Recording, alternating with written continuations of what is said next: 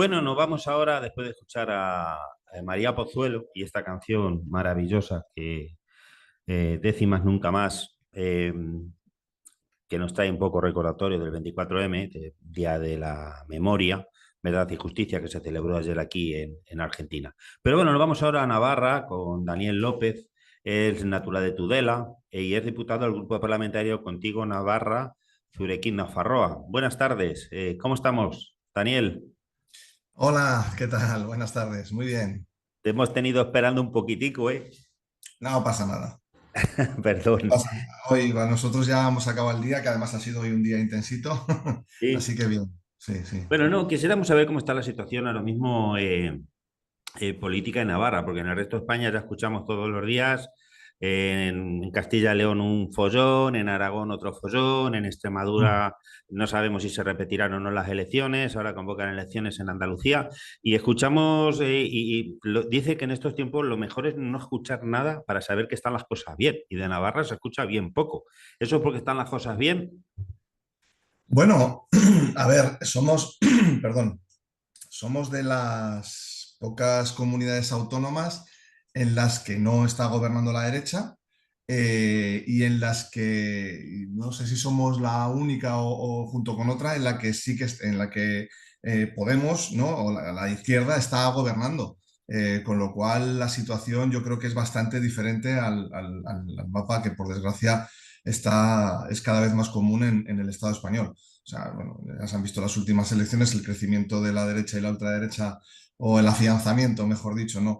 de estas fuerzas. Pues bueno, pues en Navarra, por suerte, con las políticas que estamos logrando implementar ya desde hace años, porque hay que recordar que en Navarra el gran cambio se dio en 2015 y todavía seguimos insistiendo en ese cambio.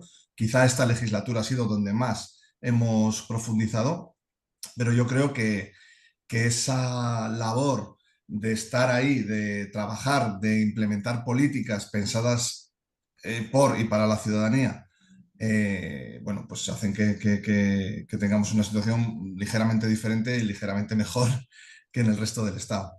Ujú.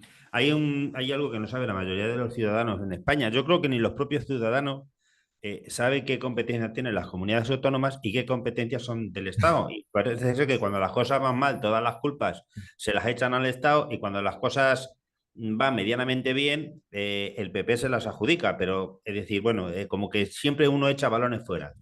Hay competencias como el tema de la sanidad, de la educación y de la vivienda, que son competencias de las comunidades autónomas. Y sin embargo, esas competencias en algunas comunidades autónomas, principalmente de la derecha, son todas un desastre y la culpa es del gobierno nacional o del central, del centralismo. Siempre se le acusa al centralismo de España. En Navarra, ¿cómo está la situación de la vivienda, la educación y la sanidad? Por eso, Bien, orden. antes de responder, sí, sí, gracias, Francisco. Antes de responderte a eso, decir una cosa, quiero decir, normalmente echan la culpa al Estado de su propia incompetencia, excepto en algunas comunidades donde vemos, y estoy pensando, por ejemplo, en Madrid, donde encima hacen alarde de esa incompetencia. Porque, Sí. por ejemplo, hay una ley de vivienda estatal que marca unas pautas para que las comunidades autónomas podamos tener herramientas para mejorar la situación de la vivienda, y ahora entraremos y te contaré un poquillo cómo está la cosa. Y Madrid no solo no las cumple, sino que hace alarde. O sea, que es que eso ya es más preocupante, ¿no? Porque por un lado está que nos gobiernen una panda de inútiles, como está pasando en muchas comunidades autónomas, y que la gente lo esté pasando mal por culpa de que no saben gestionar, pero otra ya es encima que hagan alarde de eso. Y eso a mí me preocupa mucho. Esos discursos populistas son más propios de la extrema derecha, pero en Madrid, vamos, los tiene asumidos el Partido Popular de Madrid, vamos, como algo propio. Y lo peor es pues que como tienen absolutamente todos los medios a su favor, pues se lo compran. Pero bueno, vamos a entrar a hablar de cosas bonitas, porque lo bueno es que sí que es cierto que cuando tienes esas competencias, te las crees y trabajas sobre ellas, pues las cosas mejoran. Claramente. Si no te importa, con el tema de educación voy a ser muy, muy breve, más que nada porque no, o sea, en el Parlamento de Navarra somos un grupo pequeño y tenemos muchísimas competencias, yo tengo varias carteras muy tochas, muy grandes, entre ellas salud y vivienda, entonces me Pues ya tenemos, tienes para entretenerte, o sea que vamos a liarlo con claro, eso por y eso. lo demás de repaso, como dice aquel. Vale, sí, porque el otro, claro, al final sí que es cierto que las otras pues los llevan mis compañeros y aunque sí que hacemos seguimiento, obviamente no te voy a poder Claro, explicar también como en otro, ¿no? Sí que es cierto que, bueno, todo lo que tiene que ver con ratios y niveles, Navarra pues sí que está por encima de la media del Estado y eso es una buena noticia y eso se debe, pues bueno, como te digo, a que son ya 3 legislaturas en las que la derecha pues no ha tocado pelo aquí y eso se nota. claro, claro. Entrando en salud, bueno, salud, la sanidad navarra siempre ha sido una de las grandes envidiadas. Sí que es cierto que después de la pandemia, que se sometió todo el sistema, ¿no? Sanitario y social, ¿no? Se sometió a un estrés brutal. Sí que es cierto que se vio resentida y que se están dando ciertas situaciones que igual pues estaban mejor antes de la pandemia, ¿no? Y de las que no se salen y de las que no se está consiguiendo salir, o al menos no de la misma manera en en todas las partes del territorio navarro. Estoy pensando, por ejemplo, en las listas de espera, que está siendo algo bastante grave, o sea, Ujú. bastante grave, bastante alto. Claro, también decimos esto y si nos ponemos a comparar con el resto de comunidades autónomas, la gente me dirá, ¿qué morro tienes, tío? Si vosotros estáis que te cagas, porque eso es una Claro, claro. realidad. Claro, pero bueno, yo tengo que hablar de lo que conozco y un poco y de las cosas que vemos que no están funcionando para ver cómo mejorarlas, ¿no?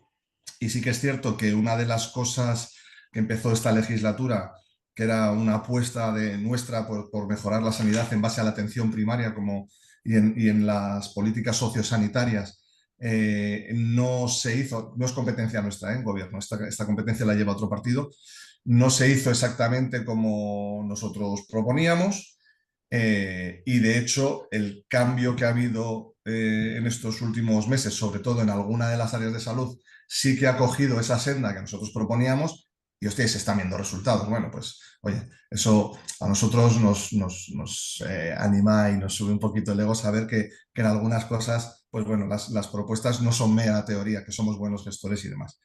Y en el tema de vivienda, y aquí sí que me voy a entretener mucho porque no solo soy portavoz de la Comisión de Vivienda, sino que tenemos la responsabilidad en gobierno. Nosotros peleamos en la negociación porque esta consejería tenía que ser nuestra y así la llevamos. Nosotros llevamos La Consejería eh, de Vivienda pertenece al grupo a de- Contigo Surekin, eso es. Ah, Pertenece a Contigo, llevamos vivienda, juventud, políticas migratorias e igualdad. Esas son las 4 competencias que tenemos dentro de Gobierno de Navarra. Pero la más tocha, por supuesto, es vivienda. Y la vivienda es un gran problemón en todo el Estado, en Navarra también. Sí que es cierto que las políticas públicas de Navarra habían avanzado bastante en años anteriores, pero lo que ha pasado este año es que le hemos dado un espaldarazo brutal. Te voy a nombrar como varias medidas. Ya tuvimos ¿te acuerdas que me hiciste una sí, entrevista sí, también aquí julio del año donde pasado. hablamos un poco de esto, del tema? Y bueno, ahora esas medidas ya están implementadas y ya están funcionando. ¿Qué medidas hemos tomado? Pues voy a hacer un repaso porque nos estarán oyendo y tampoco quiero aburrir.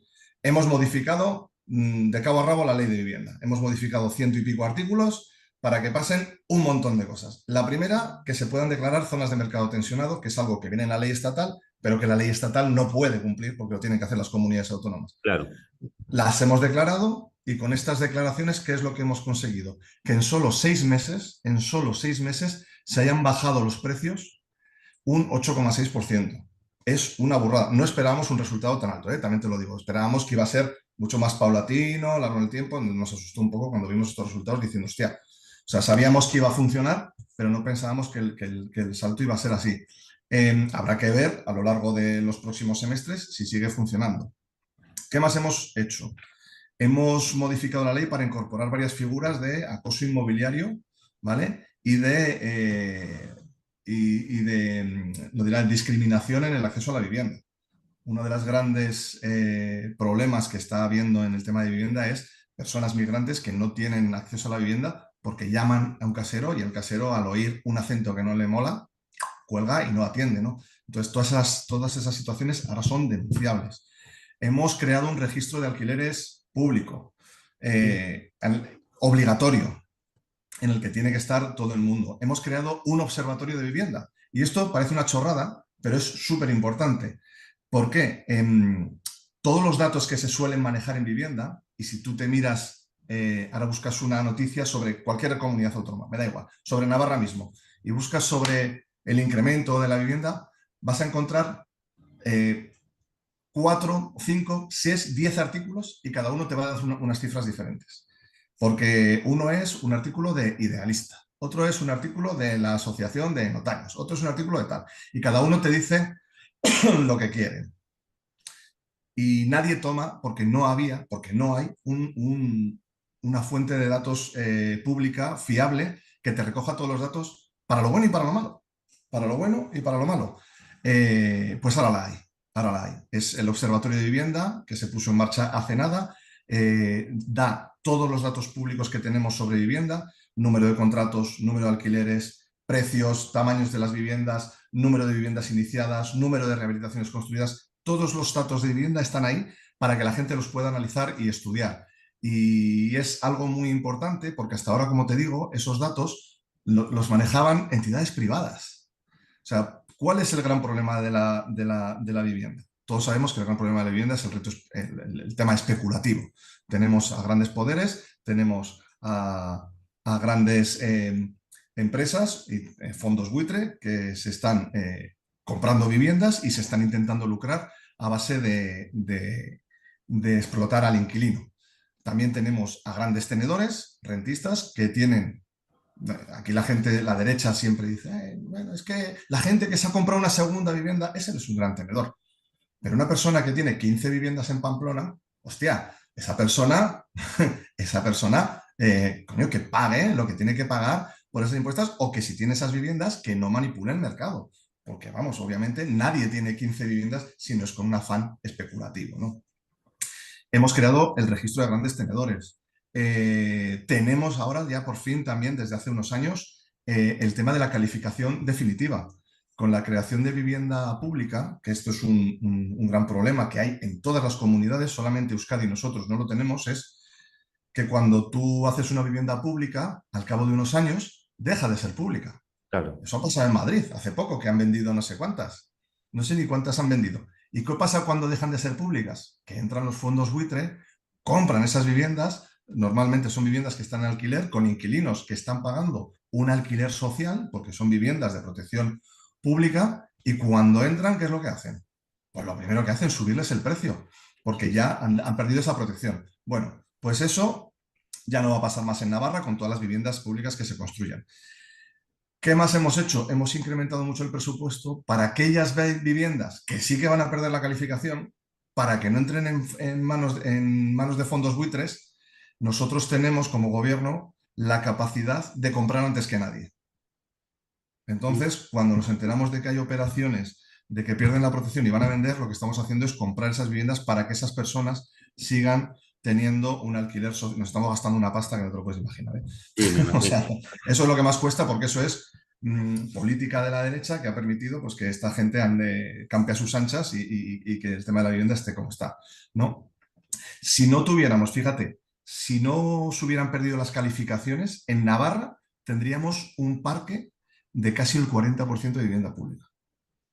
Ojo, cuidado, ¿eh? Que lo recomendable sería pues que en torno al 15, 16 de vivienda pública dicen que es como lo normal. Lo ideal sería estar como en Austria, que es casi el 40%. ¿No? Lo digo porque alguien ha preguntado por ahí por el chat un poco qué porcentaje sería el ideal.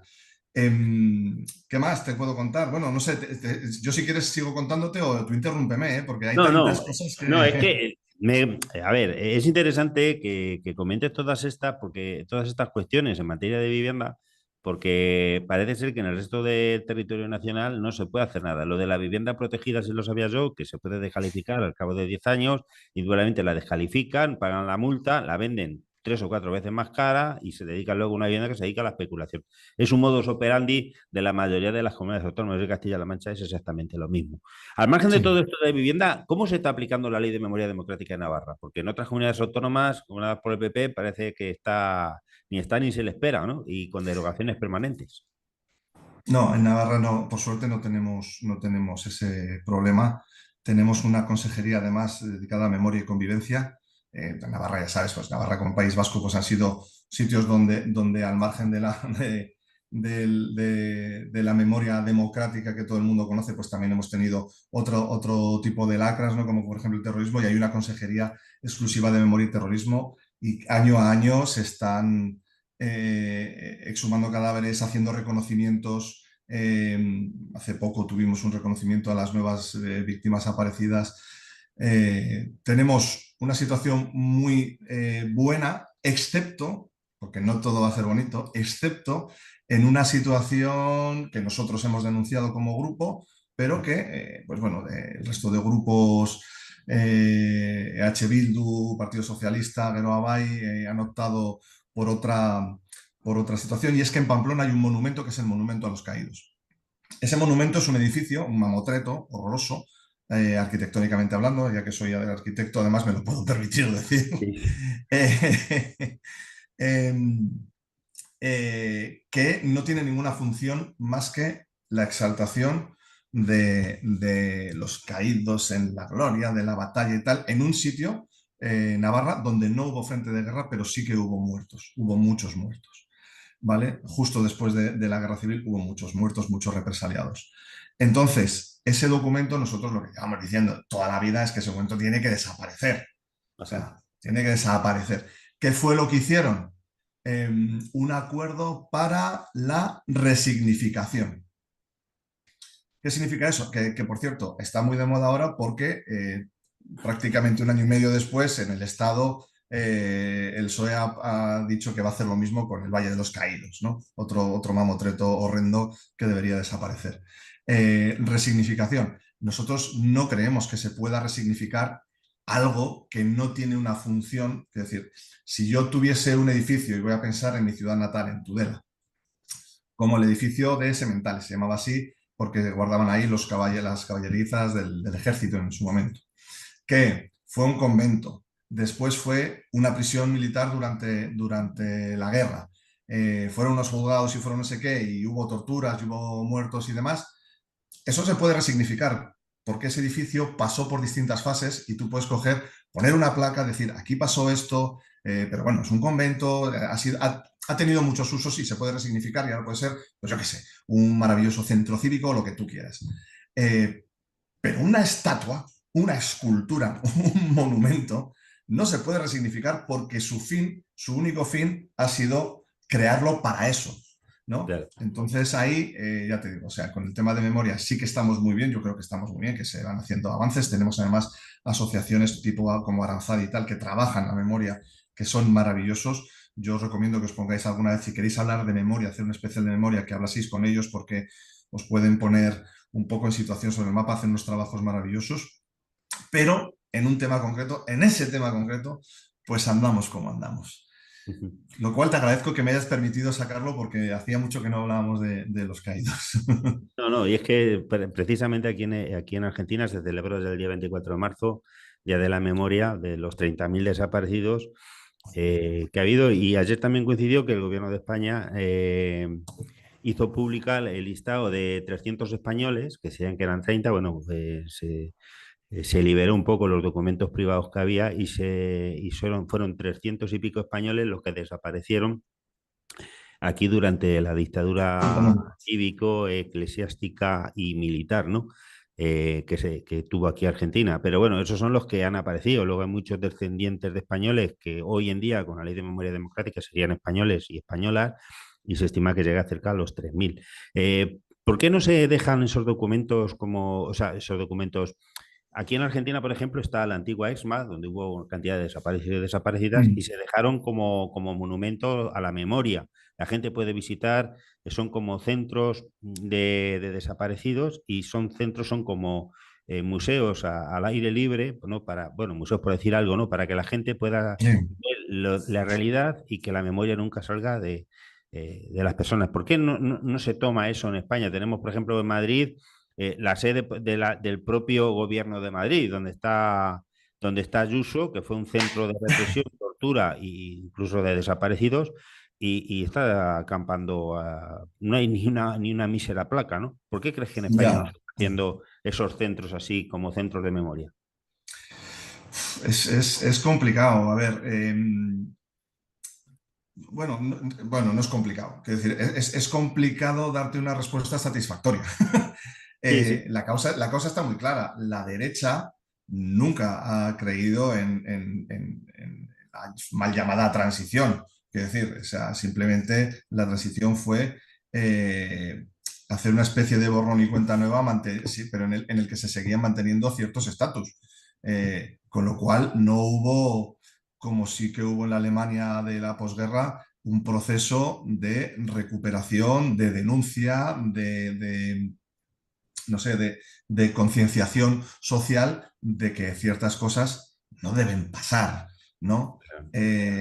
¿Por qué no, por qué una comunidad como la de Madrid no está haciendo eso? Porque en otras comunidades donde gobernaba la derecha, pues han sido un poco más light. Pues porque casi todos los que están ahora mismo de la derecha gobernando es que son eh, descendientes directos de aquellas claro. personas. Es que son descendientes directos de aquellas personas. En Navarra tenemos descendientes directos de personas que se han aprovechado de represaliados. Quiero decir, entonces, para esas personas, no, el tema de la memoria lo ven como un revanchismo y jamás entienden que es un tema de justicia. Y eso Ujú. es lo grave, ¿no? Y claro, esto es un problema comunicativo.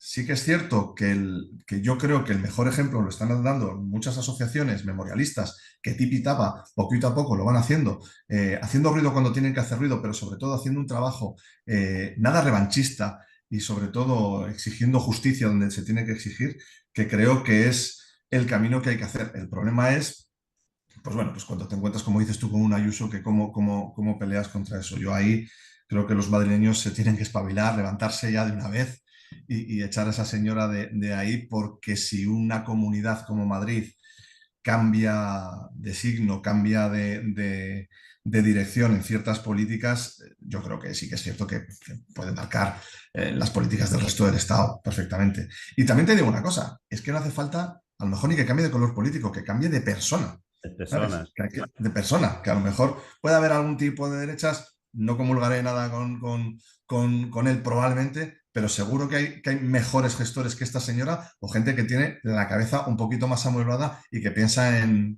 la gente, con sus políticas conservadoras, pero que piensa en la gente. Sí, sí.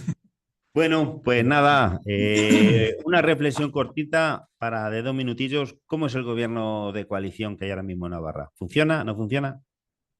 Sí, funciona, funciona. A ver, hay una... hoy me han preguntado lo mismo en Navarra Televisión. La pregunta del Eh, millón. sí, sí, me han preguntado exactamente lo mismo. Porque, a ver, hay una cosa que la gente no entiende sobre un gobierno. Cuando te llaman, te llaman la atención diciendo, oye, pues ya estáis todos en el gobierno, pues si tú no te gusta esto, pues que lo cambiéis y ya está. Digo, hombre, a ver, yo tengo las competencias en vivienda y no tengo competencias en hacienda ni en educación, con lo cual yo puedo establecer mi línea política y negociarla, pero yo no marco esas líneas políticas porque al final de un gobierno de coalición, como toda coalición, hay una negociación. Entonces, cada vez que se demuestra, realmente tenemos un acuerdo programático muy bueno, ¿eh? O sea, las cosas claras. Y vamos marcando una línea que es la que nos marca el acuerdo y todo va bien. ¿Qué pasa? Que a veces surgen temas que no están previstos y ahí cada grupo tiene su idea, ¿no? Porque es lógico, o sea, Claro. nosotros no pensamos lo mismo que el Partido Socialista ni que Geroa que es el otro partido que está en gobierno. ¿Qué es lo que sucede entonces? Que tenemos libertad para expresar nuestra opinión.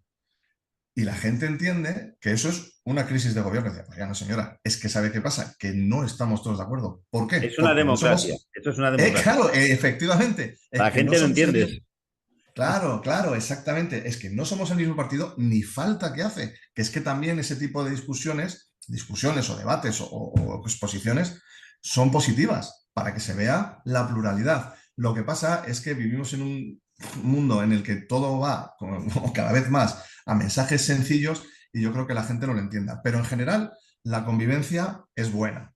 El respeto a nuestro trabajo, desde luego, es máximo. Y puedo decir, y además lo puedo decir sin ruborizarme, que la consejería que está llevando contigo Surekin es la consejería que más está haciendo, que más ha hecho en los 3 años que llevamos de legislatura de todo gobierno de Navarra. Sin desmerecer a las demás, pero desde luego no cabe ninguna duda que es la que más alegrías le está dando al gobierno de Navarra.